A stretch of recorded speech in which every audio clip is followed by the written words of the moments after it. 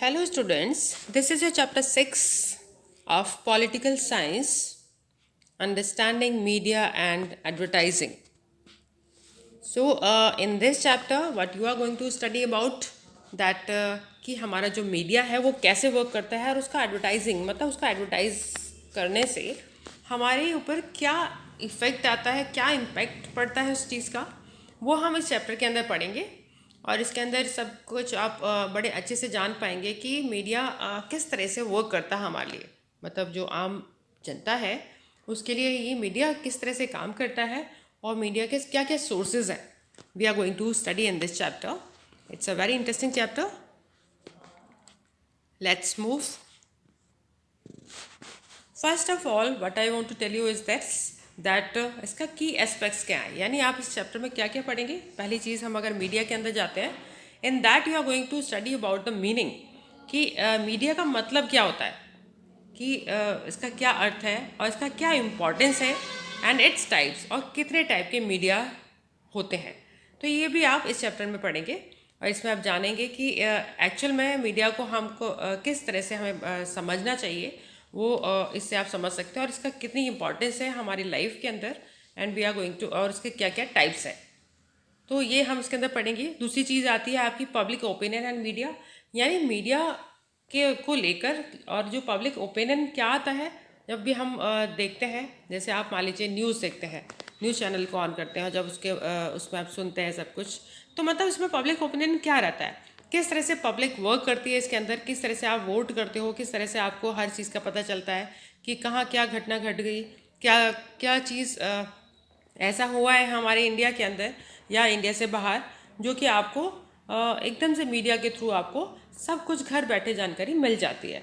So how does this media works in this section also, rule of public opinion in democracy.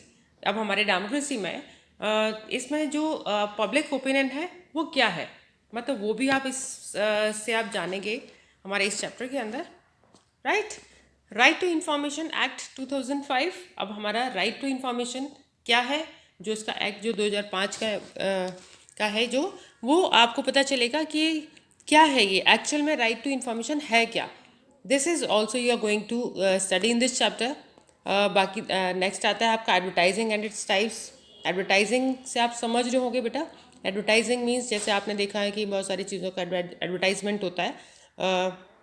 कई बार कोई programme देखते हैं तो उसके बीच में एड्स आते हैं, तो that ads are called advertising, जिसमें कि आपको टूथपेस्ट का हो सकता है, आपका नॉर्मल सोप वगैरह के आप यूज़ करते हैं, शैम्पूज़ का, या कुछ इस तरह के कि आप पढ़ने के लिए आपको कौन सा कॉलेज लेना है, क्या है, मतलब इस तरह के कई सारे आपको, फॉर एग्जांपल मैं आपको बता रही हूँ, ये इस तरह के एडवर्टाइजमेंट्स आते हैं वहाँ पे, और उनके क्या क्या टाइप्स होते हैं वो भी हम इसमें पढ़ेंगे। अब कंज्यूमरिज्म क्या है, कि कंज्यूमर्स जो जैसे हम लोग कंज्यूम जो चीज़ इसको हम कंज्यूम करते हैं, चाहे वो आप मान लीजिए ऐड आ रहा है किसी चीज़ का, किसी सोप का आ रहा है या शैम्पू का आ रहा है, तो हम लोग क्या है, कंज्यूमरिज्म है, मतलब हम कंज्यूम करते हैं इन चीज़ों को। तो हमारा उसमें क्या इफ़ेक्ट है, क्या इम्पेक्ट है, किस तरह से वो कंज्यूमरिज्म वर्क करता है, वो भी हम इस चैप्टर के अंदर पढ़ेंगे। So let's move to the chapter. We live in a fast changing world. आप सभी जानते हैं, हम सभी मतलब इस चीज़ को जानते हैं that we are living in a fast changing world, मतलब बहुत जल्दी से जो बदलाव हो रहा है वो हमारे इस वर्ल्ड में, that is significant political and economic developments along with the changes in the field of communication technology towards the end of 20th century have left deep impact on many of our institutions. अब क्या है कि significant political, मतलब हमारा जो political और economical development आप अगर देखेंगे, उसके साथ में जो कम्युनिकेशन टेक्नोलॉजी है, यानी एक दूसरे से बात करने के लिए, आप देख रहे हो ना आप, जैसे कि पहले कि फ़ोन्स कैसे हुआ करते थे, उससे पहले लेटर्स से कम्युनिकेट किया जाता था, फिर फ़ोन से होने लगा मोबाइल फ़ोन, सबके हाथ में है, हर कोई ईजिली कम्युनिकेट कर सकता है।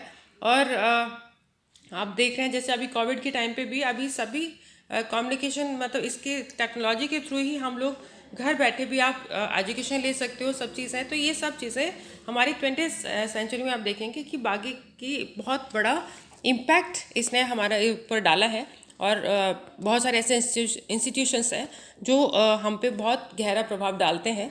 Media is one such institution which has influenced our way of life. अब मीडिया जो है ऐसा इंस्टीट्यूशन है जो कि मतलब जो सबसे ज़्यादा पावरफुल भी है, जिसका मीडिया के थ्रू आप पूरे सब जगह पर, मतलब पूरे इंडिया के अंदर, पूरे कंट्री के अंदर आप एकदम से सारे जो इन्फॉर्मेशन है आप दे सकते हो। Shaped up our ideas and other aspects of a life, मतलब हमारे जो आइडियाज़ हैं उसको एक शेप देता है, हमारे जो एस्पेक्ट्स हैं हमारी लाइफ को उसको भी उसके अंदर भी चेंजेस वगैरह जो आते हैं वो भी इन मीडियाज़ के थ्रू आ जाते हैं। In developing countries such as India, mass communication has been effectively utilized for development purposes. अब हमारे इस डेवलपिंग कंट्रीज़ के अंदर, कंट्री में जैसे हमारा जो इंडिया है उसमें मास कम्युनिकेशन की वजह से एक बहुत ही effective utilize for development purposes के लिए, मतलब किसके लिए यूटिलाइज किया है, जिससे कि डेवलपमेंट प्रॉपर हो, और ये इसका जो मेन कारण रहा है। In mass communication media has a positive role to play in the development process. अब मास कम्युनिकेशन के अंदर मीडिया ने एक पॉजिटिव रोल प्ले किया है, किसके लिए, डेवलपमेंट प्रोसेस के लिए, and it has been playing this role to a greater extent in recent days.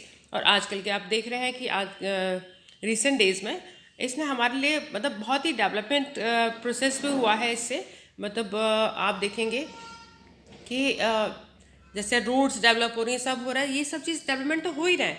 बाकी कि जो आम लोग हैं अब उनके घर के लाइफ में अगर बाहर का, घर का और बाहर का अगर देखें उसमें भी बहुत सारे चेंजेस आ गए हैं।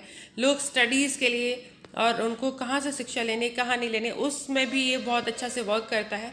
तो इसके अंदर बहुत सारे जो डेवलपमेंट जो देख रहे हैं आप जो रिसेंट डेज में, वो इन मीडिया के थ्रू ही हमारे इसमें पॉजिटिव रोल प्ले कर रहा है। Unlike the other countries where the mass media provides more entertainment than education, unlike the other countries, जैसे कि हमारे दूसरे कंट्रीज़ में भी हो रहा है, where the mass media provides, mass media जो है हमें बहुत कुछ एंटरटेनमेंट, एजुकेशन हमें प्रोवाइड कराता है, और the media in India and in the other developing countries needs to play the role in providing information and education. अब जो मीडिया है हमारे इंडिया में और अदर जो डेवलपिंग कंट्रीज़ हैं वो बहुत अच्छा रोल प्ले करते हैं कि आपको एंटरटेन भी करते हैं, आपको एजुकेशन भी प्रोवाइड कराते हैं। आप अगर आप देखेंगे इस मीडिया के थ्रू ही आप अगर कुछ आपको बनाना नहीं आता, आपको मान लीजिए खाने में कुछ खाने का मन है, then you can also take the help again there, media is working. Media के थ्रू आप ये भी देख सकते हैं, आप छोटे छोटे अच्छे डिशेस बना सकते हैं। तो बहुत सारी चीज़ों में हमारा जो मीडिया है वो रोल प्ले करता है। आपको क्या घटना घट रही है, कौन से देश में क्या हो गया है, ये सारी घटनाएं हमें, सारी इन्फॉर्मेशन हमें इसके थ्रू मिलती रहती है। The people, thus media is expected to be a catalyst in the process of development and developing countries.